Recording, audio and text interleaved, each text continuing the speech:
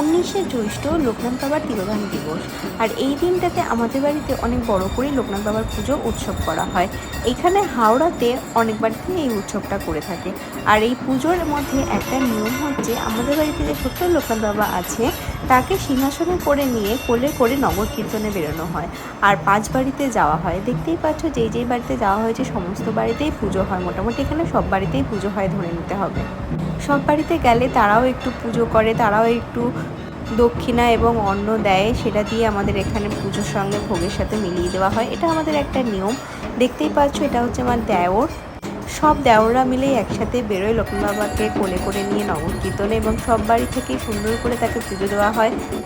এই নগর কীর্তন থেকে ফেরার পরেই তবেই আমাদের বাড়ির পুজো শুরু হয়। সংকল্প যজ্ঞ সব কিছুই হয় কিন্তু এই নগর কীর্তন থেকে ফেরার পরে।